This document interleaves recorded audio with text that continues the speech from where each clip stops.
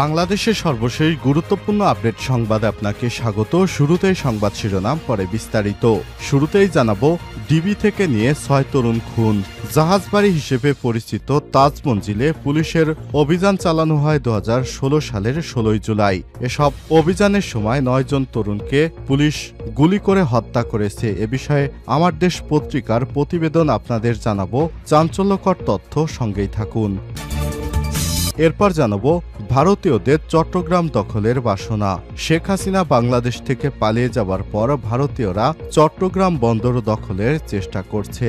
এ বিষয়ে আমার দেশ পত্রিকার গুরুত্বপূর্ণ সংবাদ জানাবো, সঙ্গেই থাকুন। জানাবো, হাসিনা মুজিবের শাসন ও ভারতের আধিপত্য। হাসিনার পতন ঠিক হজম করতে পারছে না প্রতিবেশী দেশ ভারত। পারবেই বা কি করে হাসিনা রেজিমের পুরো ফায়দা যে ভারত সুদ আসলে আদায় করে নিয়েছে, সেটা আর বলার অপেক্ষা রাখে না। এদিকে গাজীপুরে আগুনে মৃতের সংখ্যা বেড়ে ৩। গাজীপুরের শ্রীপুরে বোতাম তৈরির কারখানায় আগুনে পুড়ে যাওয়া কক্ষ থেকে আরও একটি লাশ উদ্ধার করা হয়েছে। এ নিয়ে মৃতের সংখ্যা ৩ জনে দাঁড়িয়েছে। গাজীপুর ফায়ার সার্ভিসের উপসহকারী পরিচালক মোহাম্মদ মামুন এ তথ্য নিশ্চিত করেছেন। এবারে জানাবো, সীমান্তে অতন্ত্র প্রহরীর দায়িত্ব পালন করুন। বিজিবিকে বললেন স্বরাষ্ট্র উপদেষ্টা। বিজিবিকে সীমান্তে ভারতীয় বাহিনীকে মোকাবেলা করতে অতন্ত্র পাহারা হিসেবে দায়িত্ব পালন করার জন্য নির্দেশ দিয়েছেন স্বরাষ্ট্র উপদেষ্টা লেফটেন্যান্ট জেনারেল মোহাম্মদ জাহাঙ্গীর আলম চৌধুরী। সর্বশেষ জানাবো, রাতের অন্ধকারে সংস্কার করলে দেশের জনগণ মানবে না, বললেন রিজভী। আপনাদের আমরা বিশ্বাস করে সমর্থন দিয়েছি উল্লেখ করে বিএনপির সিনিয়র যুগ্ম মহাসচিব রুহুল কবির রিজভী বলেছেন, আপনারা অন্তর্বর্তীকালীন সরকার বিদ্যুৎ বন্ধ করে রাতের অন্ধকারে সংস্কার করলে জনগণ মেনে নেবে না। আজ নয়াপল্টনে বিএনপির কেন্দ্রীয় কার্যালয়ে বিএনপি চেয়ারপারসন বেগম খালেদা জিয়ার সুস্থতা কামনায় মুক্তিযোদ্ধা দলের দোয়া মাহফিলে প্রধান অতিথির বক্তব্যে সব কথা বলেছেন রুহুল কবির রিজভী। প্রিয় দর্শক, এতক্ষণ শুনছিলেন সংবাদ শিরোনাম, এবারে বিস্তারিত। তবে তার আগে বন্ধুরা, অনুরোধ থাকবে এই সংবাদটিতে একটি লাইক দিন। এই চ্যানেলে আপনি নতুন হয়ে থাকলে আমাদের সংবাদটি দেখতে দেখতে চ্যানেলটি সাবস্ক্রাইব করে রাখুন। কমেন্ট করে আপনার মূল্যবান মতামত জানিয়ে দিন আপনি বিশ্বের কোন দেশ থেকে বা বাংলাদেশের কোন স্থান থেকে আমাদের সংবাদটি দেখছেন এবং শুনছেন। এবারে বিস্তারিত। ডিবি থেকে নিয়ে ৯ তরুণ খুন। অপরাধ করে কারো ফাঁসি হলেও স্বজনেরা কখনো লাশ নিতে অস্বীকৃতি জানান না। তবে ব্যতিক্রম ছিল ৮ বছরের বেশি সময় আগে রাজধানীর কল্যাণপুরে জাহাজবাড়িতে তথাকথিত জঙ্গি বিরোধী অভিযান। সেই অভিযানে পুলিশের গুলিতে নিহত হয়েছিল ৯ জন তরুণ। তারা ডিবিতে আটক ছিলেন। সন্ধ্যা নামার আগেই আলো আধারী পরিবেশে ডিবি থেকে বের হয় তাদের নেওয়া হয় জাহাজবাড়িতে। পরদিন ভোরে ফজরের আজানের পর গুলি করে নির্মমভাবে খুন করা হয় তাদের। পরিবারকে দেয়া হয়নি লাশ, দেয়া হয় আঞ্জুমান মফিদুল ইসলামকে। নিহতদের কেউ ছিলেন গার্মেন্টস কর্মী, কেউ ছিলেন শিক্ষার্থী। তবে তাদের মধ্যে ৭ জনই ছিলেন দরিদ্র পরিবারের সন্তান। সেই লোমহর্ষক ঘটনা অনুসন্ধান করে এক নির্মম চিত্র পাওয়া গেছে। আমার দেশ পত্রিকা ঘটনাটি তদন্ত করেছে। এই তরুণেরা কি জঙ্গি ছিলেন নাকি জঙ্গি সাজানো হয়েছে? আরও আগে তাদের কেন গ্রেপ্তার করা হলো না? খুন করে লাশ কেন পরিবারকে দেয়া হয়নি? পুলিশের সাজানো বন্দুকযুদ্ধ ইত্যাদি বিষয়ে আমার দেশের অনুসন্ধানে উঠে এসেছে। জাহাজবাড়ি হিসেবে পরিচিত তাজ মঞ্জিলে পুলিশের অভিযান চালানো হয় ২০১৬ সালের ১৬ জুলাই। এসব তরুণকে হত্যার পর বরাবরের মতোই পুলিশের দাবি ছিল, দরজা নক করলে গুলি ও গ্রেনেড ছুটতে থাকে। আত্মরক্ষার্থে পুলিশ গুলি করে তাদের হত্যা করেছে। অনুসন্ধানে বেরিয়ে এসেছে, জঙ্গিবিরোধী অভিযানের নামে অত্যন্ত ঠান্ডা মাথায় পরিকল্পিতভাবে তরুণদের হত্যা করা হয়েছে। এসব তরুণ ছিল ডিবির হেফাজতে। সেখান থেকে তাদের তুলে নিয়ে গিয়ে হত্যা করা হয় আর একে ইসলামী জঙ্গি কার্ড হিসেবে ব্যবহার করে পতিত স্বৈরাশাসক শেখ হাসিনা সরকার। ডিবি থেকে তাদের তুলে নিতে দেখেছে ব্যবসায়ী শেখ মোহাম্মদ সেলিম হুসাইন। তিনিও কুখ্যাত আয়নাঘরে বন্দী ছিলেন। আয়নাঘরের তথ্য তিনি প্রথম ফাঁস করেছেন। জাহাজবাড়িতে নিয়ে হত্যার আগে ডিবির কাছ থেকে হতভাগ্য তরুণদের তুলে নিয়ে যেতে দেখেছেন তিনি।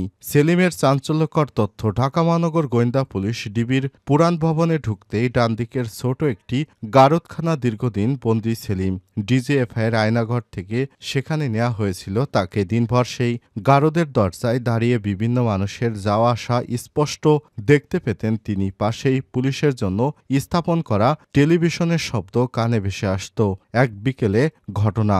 গারদের দরজায় দাঁড়িয়ে বাইরে তাকিয়েছিলেন তিনি। সেদিন একই রুমে তার সঙ্গে ছিলেন সাদ্দাম ও মাওলানা আবুল কাশেম। নিষিদ্ধ ঘোষিত জেএমবির সঙ্গে জড়িত থাকার অভিযোগ রয়েছে তাদের বিরুদ্ধে। আমাদেরকে ডিবির পুরনো ভবনের যে সেলে রাখা হইতো এর প্রথমেই একটা সেল ছিল, ছোট একটা সেলেই আমি গ্রিল ধইরা দাঁড়াইছিলাম দরজার সামনে।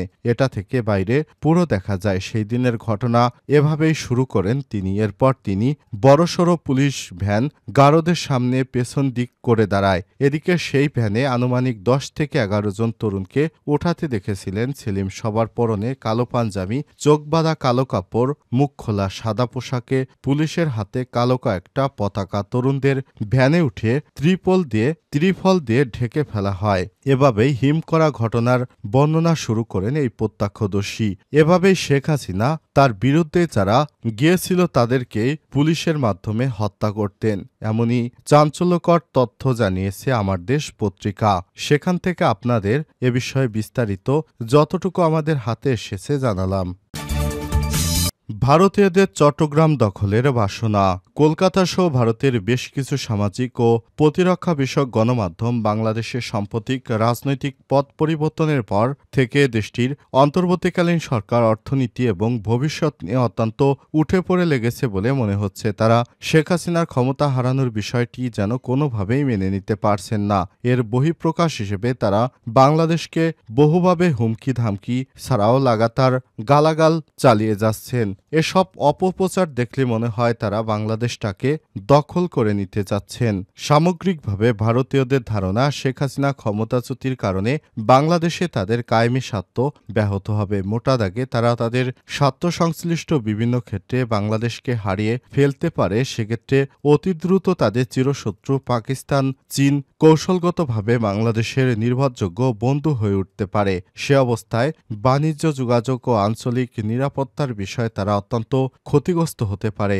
এমন এক পরিস্থিতিতেও তারা বাংলাদেশের সঙ্গে তাদের কূটনৈতিক বা সাবেক সম্পর্ক স্বাভাবিক করার চেয়ে ক্ষমতাচ্যুত প্রধানমন্ত্রী শেখ হাসিনাকে পুনর্বহাল করতে বরং বেশি আগ্রহী বলে মনে হচ্ছে। হাসিনা মুজিবের শাসন এবং ভারতের আধিপত্য। হাসিনার পতন ঠিক হজম করতে পারছে না প্রতিবেশী দেশ ভারত। পারবেই বা কি করে? হাসিনা রেজিমের পুরো ফায়দা যে ভারত সুদ আসলে আদায় করে নিয়েছে সেটা আর বলার অপেক্ষা রাখে না। নিজেদের সাথে কর্তৃত্ববাদী হাসিনাকে গত 15 বছর ভারতই ক্ষমতায় টিকিয়ে রেখেছিল। বিনিময়ে হাসিনা পুরো দেশটাকেই তুলে দিয়েছিল ভারতের হাতে। বাংলাদেশ প্রতিষ্ঠিত হতে চলেছিল হিন্দুস্তানের হেজিমনি। বাংলাদেশি শিল্প সংস্কৃতির পরিবর্তে দেশে ভরে গিয়েছিল হিন্দুয়ানি কালচারে। দেশের অর্থনীতি, রাজনীতিতেও ভারতের দাদাগিরি প্রতিষ্ঠিত করেছিল হাসিনা। শুধু ক্ষমতার লোভে একটা স্বাধীন দেশকে অন্যের হাতে, অন্যের ইচ্ছায়, অন্যের স্বার্থে এভাবেই যে তুলে দেয়া যায় সেটা হাসিনার শাসন না দেখলে আমরা জানতামই না। আর তাই ছাত্র জনতার অভ্যুত্থানে হঠাৎ হাসিনার পতন ভারতের জন্য বিনা মেঘে বজ্রপাতের মতো, যেন হঠাৎই তাদের স্বর্গচ্যুতি। এখন মোদিসহ ভারতীয় মিডিয়া কোনোভাবেই হাসিনার পতন মেনে নিতে পারছে না। গাজীপুরে আগুনে মৃতের সংখ্যা বেড়ে 3। গাজীপুরের শ্রীপুরে বোতাম তৈরির কারখানায় আগুনে পুড়ে যাওয়া কক্ষ থেকে আরও একটি লাশ উদ্ধার করেছে ফায়ার সার্ভিসের কর্মীরা। এ নিয়ে মৃতের সংখ্যা বেড়ে 3 জনে দাঁড়িয়েছে। গাজীপুর ফায়ার সার্ভিসের উপ সহকারী পরিচালক মোহাম্মদ মামুনের তথ্য নিশ্চিত করেছেন। তিনি বলেছেন, গতকালের আগুনে আজ সকাল পর্যন্ত 3 জনের মরদেহ উদ্ধার করা হয়েছে। মৃতদের পরিচয় নিশ্চিতের চেষ্টা করা হচ্ছে। ধারণা করা হচ্ছে কারখানার ভিতরে কেমিক্যাল বিস্ফোরণে তাদের মৃত্যু হতে পারে।